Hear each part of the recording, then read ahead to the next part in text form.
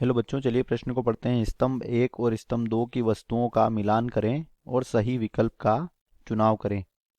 स्तंभ एक में हमें यहाँ पर दिए गए हैं, ए है यूवी, बी है जैव निम्नीकरण योग्य कार्बनिक पदार्थ, सी है डीडीटी और डी है फॉस्फेट्स। और स्तंभ दो में हमें पहला दिया गया है जैव आवर्धन, दूसरा है सुपोषण, तीसरा है स्नो ब्लाइंडनेस और चौथा है जैव ऑक्सीजन की मांग।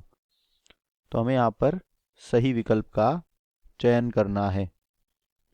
चलिए बात कर लेते हैं इस प्रश्न की मुख्य अवधारणा, और इसमें हम बात करेंगे यहाँ पर सबसे पहले के बारे में। तो बच्चों, यूवी जो होती है यह क्या होती है? किरणें होती है जिन्हें पराबैंगनी किरणें कहा जाता है। और जो यूवी बी किरणें होती है यह क्या करती हैं? यह मोतियाबिंद, जो कि आंखों का क्या होता है, रोग होता है, उसके लिए उत्तरदायी होती है। यह स्नो ब्लाइंडनेस भी कहते हैं। क्या कहते हैं? स्नो ब्लाइंडनेस भी इसे कहा जाता है। तो यहाँ पर लिख लेते हैं, ए की मैचिंग किससे हो जाएगी? फोर्थ। ए की मैचिंग हो जाएगी यहाँ पर थर्ड से। अब बात करते हैं बी की। तो बच्चों, बी में क्या दिया गया है? जैव निम्नीकरण योग्य पदार्थ और ऐसे पदार्थ जिनका सूक्ष्म जीवों के द्वारा क्या हो जाता है? ऐसे पदार्थ जिनका सूक्ष्म जीवों के द्वारा अपघटन हो जाता है, जैव निम्नीकरण योग्य पदार्थ कहलाते हैं। और बच्चों, जब इनका क्या होता है, सूक्ष्म जीवों के द्वारा जैव निम्नीकरण योग्य कार्बनिक पदार्थों का अपघटन होता है, तो इससे जैविक ऑक्सीजन की मांग भी बढ़ती है, जिसे बीओडी कहा जाता है। तो यहाँ पर सेकंड यानी कि बी की मैचिंग किससे हो जाएगी? फोर्थ से।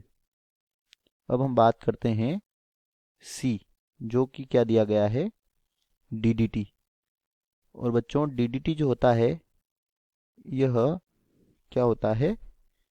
यह जैव आवर्धन के लिए उत्तरदायी होता है। और जैव आवर्धन में क्या होता है?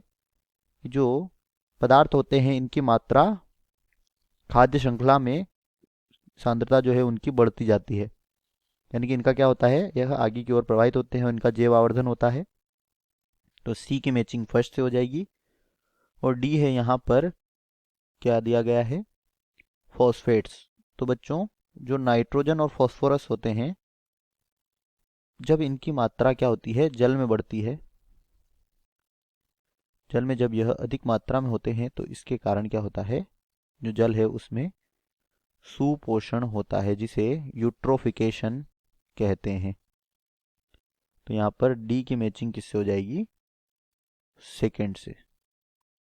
तो चलिए बात करते हैं विकल्प ए में क्या होगा। यहाँ पर थर्ड, जो कि कौन से में दिया गया है?